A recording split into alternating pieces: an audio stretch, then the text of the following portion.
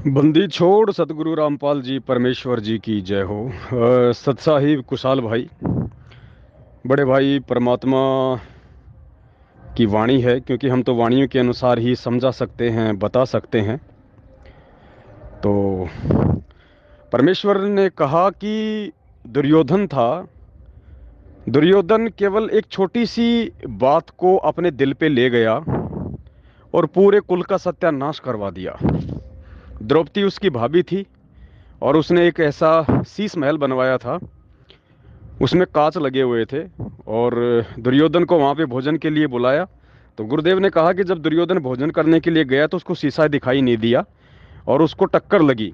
तो द्रौपदी हंसने लगी और सहज भाव में, जैसे भाभी देवर आपस में थोड़ा बहुत मजाक कर लिया करते हैं बिना ज्ञान के, तो द्रौपदी ने कहा कि अंधों के अंधे ही पैदा होते हैं।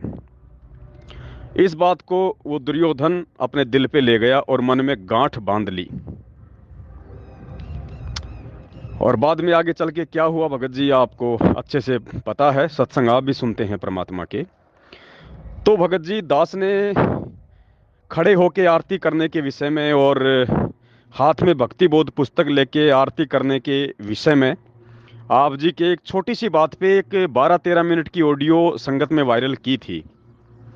उस बात को लेके भगत जी, आपने अपने अंदर इतनी ईर्ष्या पाल ली है मुझ पवन दास के प्रति, इतना राग द्वेष आपने समा लिया है। कहाँ लेके जाओगे भगत जी? बनी बनाई भक्ति का क्यों सत्यानाश कर रहे हो? मेरा क्या बिगड़ेगा भाई? कुछ नहीं बिगड़ेगा, क्योंकि अंतर्यामी परमात्मा है, आप नहीं हो। आपने एक ये बेहुदा सा पोस्टर डाला है, आपको शर्म आनी चाहिए भगत जी।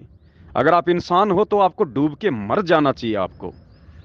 आप गुरुजी के बराबर में मुझ नीच की फोटो लगा रहे हो और आप अपने आप को गुरुजी का भगत भी कहते हो और कह रहे हो कि थोड़े दिनों में ये भी गुरुवाई ले लेता, गुरुजी की कॉपी कर रहा है। भगत जी, ये पोस्टर बनाने से पहले मतलब आपकी कॉमन सेंस भी मर चुकी है क्या? और आप कह रहे हो कि थोड़े दिनों में गुरुवाई ले लेता, और इधर से ये दास कह रहा है कि हे परमेश्वर, अगर सौपन में भी कभी अगर इस पवन दास ने आपकी शरण में आने के बाद अगर गुरुवाई की सोची भी हो, परमेश्वर लेना तो बहुत दूर की बात है, आगे बढ़ना तो बहुत दूर की बात है, अगर सौपन में भी इस पवन दास ने यदि आपकी जगह लेने की सोची हो, परमात्मा ये गुरुवाई की सोची हो करने की, परमेश्वर इस दास के सिर में इसी जन्म में कीड़े डाल देना, इसी जन्म में कीड़े। अब मैं ये नहीं कहूंगा कि यदि कुशाल दास जी यदि गलत हैं तो उनके सिर में कीड़े पड़ जाएं, नहीं नहीं नहीं, ये संतों का मार्ग है। परमात्मा कहते हैं संत ना छोड़े संतता, चाहे कोटि की मिले या संत। बाकी मैं ये जो दिल्ली वाले जो कुशाल दास जी हैं, मैं इनको इनकी औकात और इन्हीं को याद दिलाना चाह रहा हूं, इन्हीं को दिखाना चाह रहा हूं आईना, कि तुम लोग राग द्वेष और ईर्ष्या की आग में कुछ लोगों के साथ मिलके जो ऑलरेडी उस आग में इतने ज्यादा जल चुके हैं कि उनका रिकवर होना ही नामुमकिन है। पीजी वाले, एम्स वाले भी हाथ खड़े कर देंगे कि ये तो इतना जल चुका है, हमारे भी बस की बात नहीं इसको ठीक करना। उन लोगों के साथ मिलके भगत जी, आप क्यों अपनी भक्ति का सत्यानाश कर रहे हो? आपको पता है ना, परमात्मा कहते हैं कि निंदक नीर राखिए आंगन कुटी छवाए, बिन पानी बिन साबुन के निर्मल करे स्वभाव।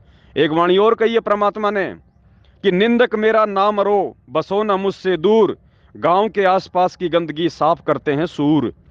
भगत जी, क्यों आप ये सूअर की भूमिका निभा रहे हो बेवजह? आप एक भगत हो, हंस हो, और जबरदस्ती आप सूअर बनने जा रहे हो।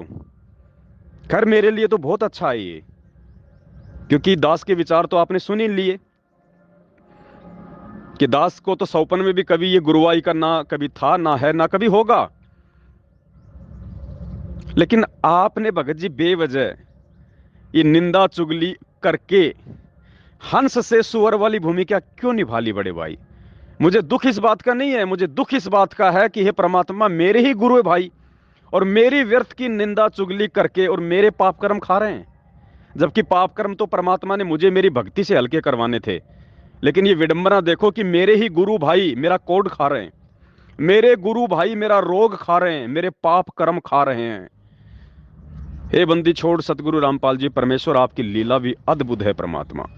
बस दास इतना ही कहना चाहेगा, और माफी चाहता हूं बड़े भाई, मेरे शब्दों में यदि कोई कटुता आपको लगी हो, क्योंकि सत्य और कटु वचन केवल संत ही कह सकता है, और कोई नहीं कह सकता। भगत ही कह सकता है, क्योंकि वो मोह से दूर होता है। भगत स्वार्थ और मोह से दूर होता है, इसलिए वो कटु वचन कह सकता है। बाकी किसी के कटु वचन कहने की हिम्मत नहीं होती है। परमात्मा कहते हैं, जेता मीठा बोल ही तेता संत ना होय। बस दास इतना कहना चाहेगा, अगर अकल होगी, अगर दो चार बूंद इस परमेश्वर की ज्ञान की इस भाई की खोपड़ी में पड़ी होंगी कभी, तो ये समझ जाएगा। वरना पाप कर्म तो खाने का काम रोज कर ही रहा है, आगे भी करता रहेगा। खैर, मुझे तो कोई इसमें हानि है नहीं, मेरा तो इसमें फायदा ही है। 7 साल से पता नहीं लोग कौन कौन लोग मेरे पाप कर्म खा रहे हैं। शायद उस परमेश्वर ने मेरे पाप कर्मों को इसी प्रकार से हल्का करवाना हो। जैसी मालिक की मर्जी। बंदी छोड़, सतगुरु रामपाल जी भगवान की जय हो।